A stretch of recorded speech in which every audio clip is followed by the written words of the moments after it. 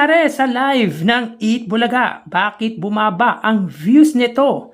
Yan ang pag-uusapan natin ngayong araw po ng Biyernes, January 17. Pero bago yan at bago natin umpisa ng online viewership ng dalawang noontime show sa bansang Eat Showtime at Eat Bulaga ay humihiling ako na pakisubscribe po ang aking YouTube channel.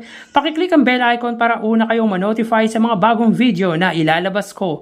At pakidamay nyo na din na i-follow ang aking Facebook page na Mega TV at ang aking TikTok account na Kaparokya TV. Maraming salamat!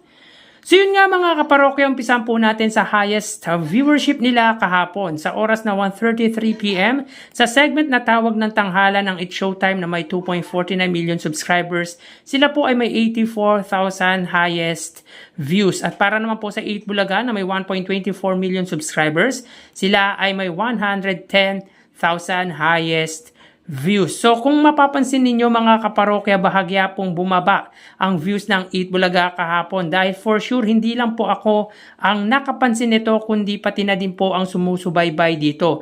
Bakit ba bumaba ang views ng Eat Bulaga mga kaparokya? As I noticed mga kaparokya, nagkaroon po ng problema ang live ng kanilang main YouTube channel dahilan kung bakit biglang baba ang manunood or number of viewers nito. Sino po ang nakapanood at nakapansin din ito kahapon mga kaparokya? So yun po mga kaparokya, this past few days ay hindi po bumababa sa 117,000 views ang naaabot ng main YouTube channel nito. But unfortunately mga kaparokya, last time because of technical problem ay umabot lamang ito ng 110,000. Ang ganda ng arangkada ng views nito kahapon mga kaparokya at masasabi natin na kung hindi nagkaroon ng problema ay maaari nitong mahigitan ang pinakamataas na views nito na 120,000. Sa kabilang banda naman po mga kaparokya, in fairness sa It's Showtime, bahagya din pong tumaas ang views nito kung saan more than 80,000 or 84,000 to be exact umabot ang viewership nito. May nabasa po akong comment mga kaparokya na dahil daw wala si Vice Ganda kaya mababa daw po ang views na nakukuha po ng It's Showtime. Pero mga kaparokya, sa tagal ko na pong nagko-conduct ng online viewership ay hindi po nagmamatter yan. Whether Vice Ganda is in around, ganun pa din po ang views na nakukuha nila. Actually mga kaparokya, magagaling po ang mga host ng It's Showtime, nga lang naka-associate na po talaga ang pangalan ni Vice Ganda sa It's Showtime. Kaya hindi po ako naniniwala mga kaparokya na kaya mababa po ang views ng It's Showtime ay dahil po wala si Vice Ganda. So punta naman po tayo sa prizes given ng dalawang noontime shows kahapon. In 3 days episodes mga kaparokya, from Monday to Wednesday, sila ay nakapamahagi ng total of 677,500 pesos. 210,000 dyan ay sa It's Showtime. Ang 467,500 naman po ay sa Eat Bulaga. At para naman po sa araw ng Huwebes, makikita po natin dito sa data natin na ang It's Showtime po ay may 60,000. Kung saan ang 30,000 dito ay sa Showing Bulili at ang 30,000 naman po ay sa Tawag ng Tanghalan. Samantalang para naman po sa Eat Bulaga, sila po ay may 183,000 pesos.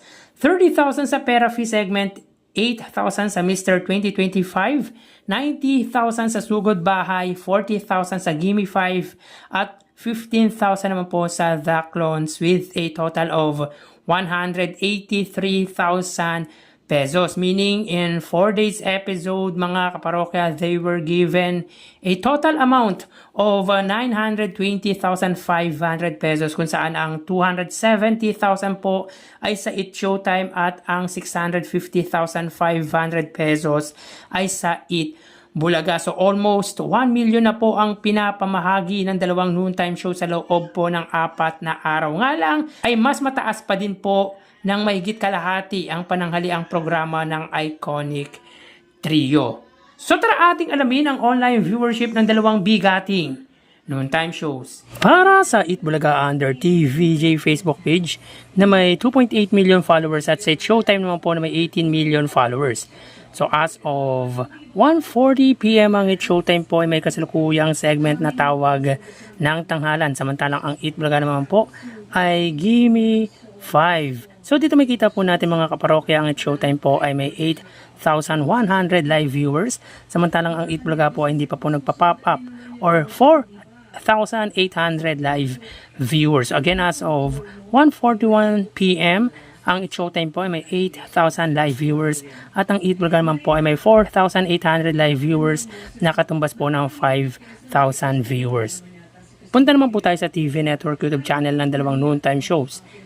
Para po sa Eat Showtime, under po yan sa GMA Network YouTube channel na may 37.5 million subscribers at sa Eat Bulaga naman po under TV5 Philippines na may 2.21 million subscribers. Sa oras na 1:41 p.m. ang Eat Showtime under GMA Network, sila po ay may 22,000 viewers. Ang Eat Bulaga naman po under TV5 mga kaparokya, sila po ay may 25,000 live viewers. So again, as of 1:42 p.m. ang Eat Showtime under GMA Network, sila po ay may 22,000 live viewers at ang Eat Bulaga under TV5 naman po ay may 25,000 live viewers. So punta naman po tayo sa main YouTube channel ng dalawang noontime shows. Para po sa Eat Showtime under ABS-CBN Eat Showtime na may 2.49 million subscribers at sa Eat Bulaga under Eat Bulaga TVJ YouTube channel na may 1.25 million subscribers. So oras na 1:42 p.m. ang Eat Showtime, sila po ay may 86,000 viewers at ang Eat Bulaga naman po sila ay may 115,000 live viewers. So again mga kaparokya, as of 1:42 p.m. ang Eat Showtime, sila po ay may 87,000 total viewers at ang Eat Bulaga naman po ay may 115,000 total live viewers. So bali ang total na nakuha po ng dalawang noontime shows ay, mga kaparokya, bago natin bigyan total viewers na nakuha po ng dalawang noontime shows ay humiling ako na pakisubscribe po ang aking YouTube channel. Pakiclick ang bell icon para una kayong manotify sa mga bagong video na ilalabas ko at pakidami nyo na din na i-follow ang aking Facebook page na Mega TV at ang aking TikTok account na Kaparokya TV. Maraming salamat! So bali ang total na nakuha po ng Eat Showtime ay 117,000 viewers, 8,000 sa Facebook Live, 22,000 sa TV Network YouTube channel at 87,000 naman po sa main YouTube channel. Ang Eat Bulaga po ay nakakuha ng total na 145,000 viewers, 5,000 sa Facebook Live, 25,000 sa TV Network YouTube channel at 115,000 naman po sa main YouTube channel. So again, ang Eat Showtime po ay may 117,000 total viewers at ang Eat Bulaga naman po ay 145,000 total live viewers. Yan po lumalabas sa kanilang online viewership as of 1:44 p.m. Magpapaalam po muna pansamantala. Magsiingat po tayo. Thank you and God bless.